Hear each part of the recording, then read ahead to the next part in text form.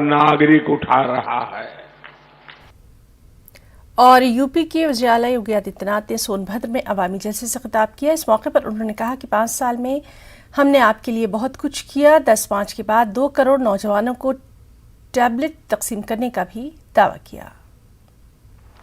हमने पिछले 5 साल के अंदर 5 लाख नौजवान को सरकारी नौकरी और भाइयों बहनों 2 करोड़ नौजवानों को नौकरी रोजगार और स्वतः रोजगार के साथ जोड़ने का काम किया।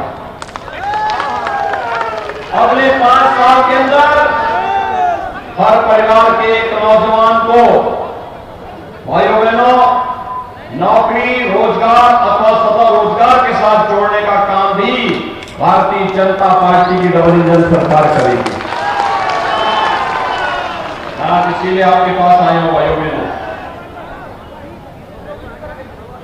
टैबलेट स्मार्टफोन हम आज दे रहे हैं हर नौजवान को। समाजवादी पार्टी ने विरोध किया है। हमने तय किया है 10 मार्च के बाद अब सरकार बनेगी। अब भाइयों बहनों 2 करोड़ नौजवान को टैबलेट स्मार्टफोन फ्री में उपलब्ध कराएंगे और कोचिंग खर्चा आएगा ऑनलाइन एजुकेशन के लिए, ऑनलाइन प्रिपरेशन के लिए, ऑनलाइन एग्जामिनेशन के लिए। ये सारा खर्चा सरकार उठाएगी। आप मुझे बताइए पूरा क्षेत्र पेयजल के संकट से गुजरता था, पानी की किल्लत होती थी।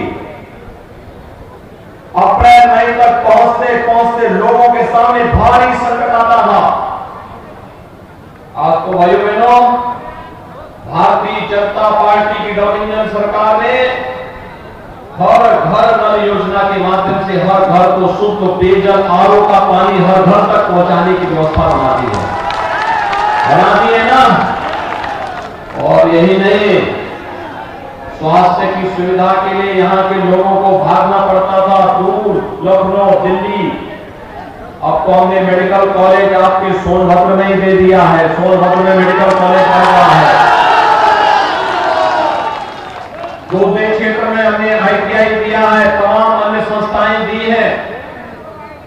और आज मैं आपको आश्वासन देने के लिए आया हूं। आपने सुना होगा हमने तय किया है अनुसूचित जाति, अनुसूचित जनजाति, घुमंतु जाति, अति पिछड़ी जाति के हर उस परिवार को जिसके पास अपना मकान नहीं है उसको मकान उपलब्ध करवाने का काम भी हम लोग करेंगे।